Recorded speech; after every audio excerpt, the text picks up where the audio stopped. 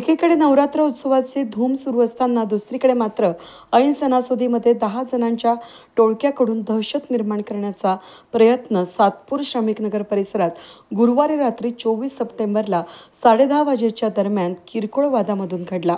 एका 23 वर्षीय तरुणाची चाकूनं वार करून निर्घृण हत्या केल्याची धक्कादायक घटना उघडकीस आली आहे। या प्रकरणी सातपूर पोलिसांनी 10 आरोपींविरुद्ध हत्येचा गुन्हा दाखल केला असून पुढील तपास सुरू आहे। मृत तरुण जगदीश परशुराम वानखेडे वय वर्ष 23 हा शिवाजीनगर सातपूर या ठिकाणचा राहणारा असून मूळ राहणारा कंधाने तालुका सटाणा या ठिकाणचा आहे।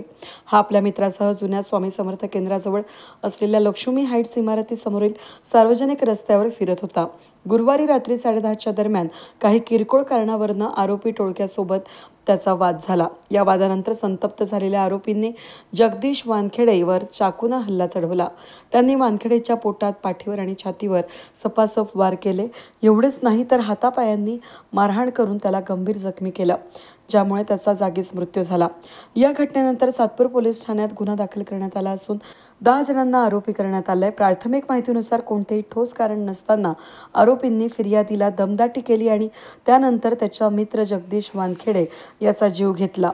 आदित्य उर्फ बाबू यादव, प्रणय जगताप उर्फ SK श्रावण वाघ, साहिल गांगुर्डे, शुभम मगर, आप्पा उर्फ समाधान चौथे, समाधान यादव उर्फ मदनलाल यादव, सुमित यादव, बिबट्या ढेंगळ्या या संशयित आरोपींना सातपूर पोलिसांनी अवघ्या काही तासात ताब्यात घेतलं असून हे सर्व आरोपी श्रमिकनगर, सातपूर, नाशिक या ठिकाणचे रहिवासी असल्याचं पोलिसांनी सांगितलंय।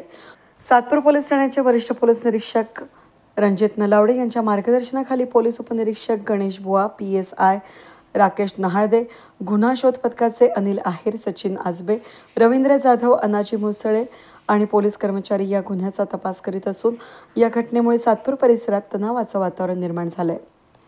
वेद न्यूजसाठी प्रतिनिधी कमलाकर तिवडे, सातपूर।